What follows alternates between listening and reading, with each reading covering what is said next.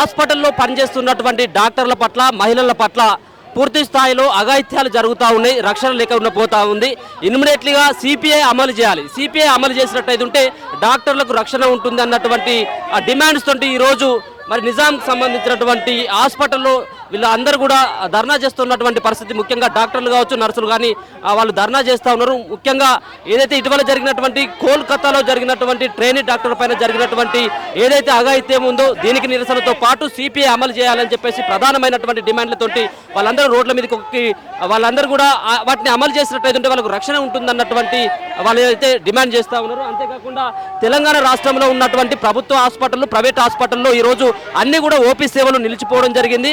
దానికి నిరసనగా కోల్కతాలో జరిగినటువంటి ఒక అఘాయిత్యానికి నిరసనగా సిపిఐ అమలు చేయాలన్నటువంటి డిమాండ్లతోటి ఇలా హాస్పిటల్లో అన్నిటిని కూడా ఓపీ సేవలను మరి ఈరోజు ఉదయం నుంచి రేపు ఉదయం వరకు కూడా ఈ డాక్టర్లందరూ కూడా మరి బంద్ పెట్టడం జరిగింది. ఇది రేపు ఉదయం మళ్ళీ కొనసాగుతుంది. వీళ్ళందరూ కూడా డాక్టర్లందరూ కూడా రోడ్ల మీదకి వచ్చి వాళ్ళందరూ కూడా ఇదే సంబంధించినటువంటి నినాదాలతో సిపిఐ అమలుతో పాటు మహిళలకి రక్షణ ఉండాలి, ముఖ్యంగా డాక్టర్లకి న్యాయం జరగాలి, మాకు రక్షణ ఉండాలన్నటువంటి డిమాండ్తో వాళ్ళందరూ రోడ్ల మీదకి ఎక్కుతున్నటువంటి పరిస్థితి కూడా చూసుకోవచ్చు. ఒకసారి మాట్లాడదాం వాళ్ళతోటే. ఈరోజు మీరు ఎందుకు నిరసన పిలుపు ఇవ్వడం జరిగింది? కోల్కతాలో జరిగినటువంటి మీ తోటి ట్రైనీ డాక్టర్కి జరిగినటువంటి ఈ యొక్క అఘాయిత్యాన్ని ఎట్లా చూస్తారు? ఇప్పుడు జరిగింది అమ్మాయికి డాక్టర్కి అని చూడకుండా ప్రతి అమ్మాయికి కూడా సేఫ్టీ అన్నది కలిగించాలి. ఇప్పుడు సిపి అన్నది ఇంప్లిమెంట్ చేయాలన్నది మా ప్రొటెస్ట్కి గోల్. అండ్ ఆల్సో మా నిమ్స్ హాస్పిటల్లో కూడా మాకు కూడా సేఫ్టీ ఉండాలి. మేము నైట్ షిఫ్ట్ చేస్తాం, మేము స్టూడెంట్ సిస్టర్స్, డాక్టర్స్ ఉంటారు, ఫీమేల్ రెసిడెంట్స్ ఉంటారు. సో మాకు కూడా సేఫ్టీ కావాలన్నది మా ప్రొటెస్ట్కి గోల్. ఇట్లా జరగడాన్ని అంటే ఒకరు కాదు ముగ్గురు నలుగురు ఈ సంబంధించినటువంటి అఘాయిత్యానికి పూనుకోవడం జరిగింది. ప్రభుత్వాలు కూడా ఏం చేయలేకపోతున్నాయి అన్నటువంటిది ప్రధానంగా వినపడుతున్నటువంటి చర్చ. దీన్ని ఎట్లా చూస్తారు? ప్రభుత్వం దీనికి యాక్షన్ తీసుకొని సిపిఐని ఇంప్లిమెంట్ చేయాలన్నదే కదా ఇప్పుడు మా మెయిన్ గోల్ అన్నది. సో ఇంప్లిమెంట్ చేయాలి, సో దట్ మాకు కూడా సేఫ్టీ ఉంటుంది అనేది ఇప్పుడు మేము ప్రొటెస్ట్కి చేస్తున్న గోల్. అది మాకు కూడా ప్రభుత్వం దీనికి స్పందించి సిపిఐ అన్నది ఇంప్లిమెంట్ చేయాలి, అదే మా డిమాండ్. పురుషుడి యొక్క అహంకారం, ఆ పురుషుడి యొక్క అహంకారాన్ని రాజకీయ నాయకులు ఎవరైతే ఉన్నారో వాళ్ళు పురుషులుగా సమర్థించకూడదు. ఎందుకంటే ఈ భారతదేశం అనేది ఒక స్త్రీతో చూస్తారు. భారత మాతకి జై అంటాం మనం, అంటే ఒక స్త్రీమూర్తిని మనం ఎంతో గౌరవిస్తాం. అటువంటిది భారతదేశంలో ఒక అమ్మాయికి రక్షణ అనేది లేదు. సో ఈ పురుషుడిలో ఉన్నటువంటి ఆ మృగం అనే అహంకారాన్ని చంపేయాలి అనేది మా డిమాండ్. ఆ కుటుంబానికి ఎట్లా న్యాయం చేయాలనుకుంటా ఉన్నారు? అంటే దాదాపుగా చాలా రోజులు అవుతా ఉంది, ఒకరు కాదు ముగ్గురు నలుగురు దీంట్లో పార్టిసిపేట్ చేసిందని చెప్పేసి అంటా ఉన్నారు. కేవలం ఒకరినే నిందితుడిగా చూపేటువంటి ప్రయత్నం చేస్తూ ఉన్నారు. దీన్ని ఎట్లా చూస్తారు?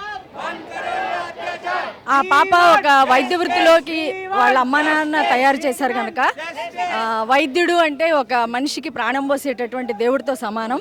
సో ఆ ప్రజల యొక్క ప్రాణాలని కాపాడే ఒక వైద్యురాలి ప్రాణం తీయటానికి ఒక పురుషుడు కారణం అయ్యాడు కనుక మరి మరలా అదే చెప్తున్నాను, పురుషుడిలో ఉండేటటువంటి క్రూరత్వం, పురుషుడిలో ఉండేటటువంటి ఒక క్రూర మృగాన్ని చంపేయాలి అనేది మా డిమాండ్. ఎలాంటి చట్టాలు అనంటే ఒక ఆడపిల్ల పర్మిషన్ లేకుండా ఆడపిల్ల శరీరాన్ని తాకకూడదు అనేటటువంటి ఒక భయం పురుషుడిలో రావాలి. అది ఒక చట్టాన్ని కావాలని మేము కోరుకుంటున్నాం. ఈ దాడిని ఎట్లా చూస్తారు? ఎట్లాంటి శిక్షలు ఉంటే బాగుంటాయి? మహిళలకు ఏ విధంగా రక్షణ ఉంటే బాగుంటుందని అనుకుంటారు? యాక్చువల్లీ వాట్ ఎవర్ అది ఆర్జికర్లో అయింది, ఎక్కడైనా అవ్వచ్చు, ఎవరికైనా అవ్వచ్చు. సో మనం చేయాల్సింది ఏంటి అని అంటే who ever has done that we should nap them. And ఒక భయం రావాలి, అంటే ఇలాంటి క్రైమ్ థాట్ చేయడానికి కూడా ఒక భయం రావాలి. And it is not one situation. ఇప్పుడు ఏదో సిచ్యువేషన్ అయింది, మనం అందరం ఇలా చేస్తున్నాము. Train your sons to respect women from their birth and respect women whatever it is. ఏది ఒక ప్రొటెస్ట్లో మనం అందరం జాయిన్ అయ్యి ఈరోజు చేస్తాము, మళ్ళీ రేపు మర్చిపోతాము. Again seeing women with that, what was she wearing, where was she going, whom was she going out with, ఇవన్నీ కాదు. ఇప్పుడు జరిగిన ఇన్సిడెంట్ ఒక ఫీమేల్ డాక్టర్ డ్యూటీలో ఉండగా in the hospital after 36 hours చాలా విషయాలు వస్తున్నాయి. ఫ్యాక్ట్స్ ఏంటో ఆ అమ్మాయికి ఒకటి తెలుసు, క్రైమ్ చేసిన వాళ్ళకి తెలుసు. క్రైమ్ చేసిన వాళ్ళు ఇంట్లో కూర్చొని రిలాక్స్ అవుతున్నారు. Who was the victim is dead and her soul is not having any peace at all.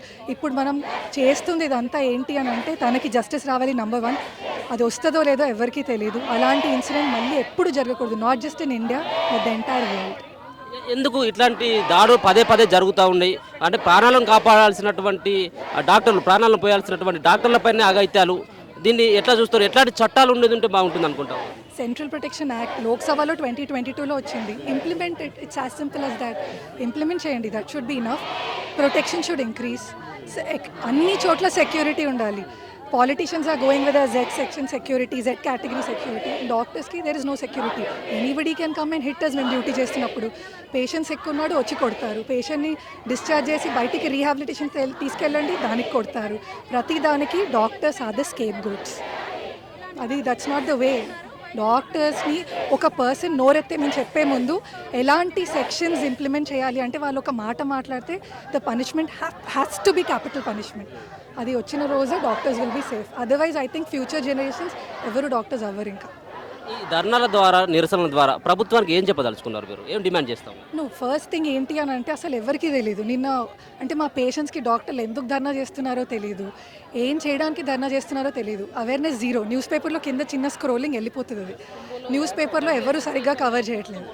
మరి ఎందుకు ఇలా అంతా అవుతుందో తెలియదు. ఫస్ట్ అవేర్నెస్ రావాలి, అసలు ఎందుకు చేస్తున్నామో తెలియాలి, జస్టిస్ రావాలి. వెస్ట్ బెంగాల్లో ఎవరికి ఏం జరుగుతుందో ఎవరికి తెలియదు, అసలు ఫ్యాక్ట్ ఏంటో ఎవరికి తెలియదు. What ever is happening, evidences destroy చేయడం ఇదంతా ఎవరికో నాకు తెలియదు.